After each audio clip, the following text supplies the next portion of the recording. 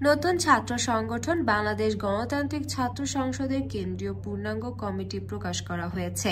বৃহস্পতিবার বিষয়ে ঢাকা বিশ্ববিদ্যালয়ের মধুর ক্যান্টিনে আয়োজিত এক সংবাদ সম্মেলনে করে পূর্ণাঙ্গ কমিটির নাম ঘোষণা করেন সংগঠনটির আহ্বায়ক আবু বাকের মজুমদার।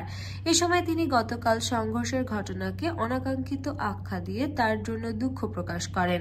কেন্দ্রীয় কমিটিতে আহ্বায়ক হিসেবে দায়িত্ব পেয়েছেন আবু বাকের মজুমদার। সিনিয়র যুগ্ম আহ্বায়ক হয়েছেন তৌহিদ মোহাম্মদ সিয়াম, সদস্য সচিব হয়েছেন জাহিদ আহসান, মুখ্য সংগঠক তাহমিদ আল মুসাদ্দির চৌধুরী এবং মুখপাত্র আশরিফা খাতুন। কমিটিতে ঢাকা বিশ্ববিদ্যালয়, জাহাঙ্গীরনগর বিশ্ববিদ্যালয়, চট্টগ্রাম বিশ্ববিদ্যালয়, রাজশাহী বিশ্ববিদ্যালয়, জগন্নাথ বিশ্ববিদ্যালয়, কুমিল্লা বিশ্ববিদ্যালয়, নর্থ সাউথ বিশ্ববিদ্যালয়, বিইউপি ইউল্যাব, জাতীয় বিশ্ববিদ্যালয়, 7 কলেজ, বিভিন্ন মাদ্রাসায় শিক্ষার্থীরা পদ পেয়েছেন।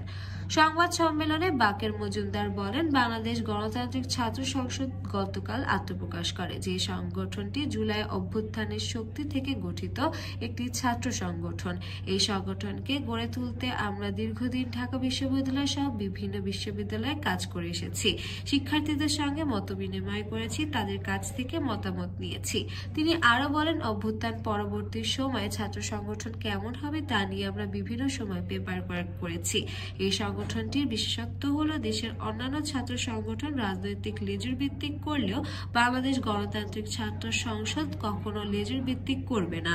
এর আগে বুধবার বৈষম্যবিরোধী ছাত্র আন্দোলনের সাবেক সমন্বয়কদের নিয়ে নতুন ছাত্র সংগঠন বাংলাদেশ গণতান্ত্রিক ছাত্র সংসদের 6 সদস্যের কেন্দ্রীয় কমিটি ঘোষণা করা হয়। পাশাপাশি বুধবার ঢাকা বিশ্ববিদ্যালয়ের কমিটিও প্রকাশ করা হয়। এতে আহ্বায়ক হিসেবে আব্দুল কাদের ও সদস্য হিসেবে মহির আলমকে দায়িত্ব দেওয়া হয়েছে।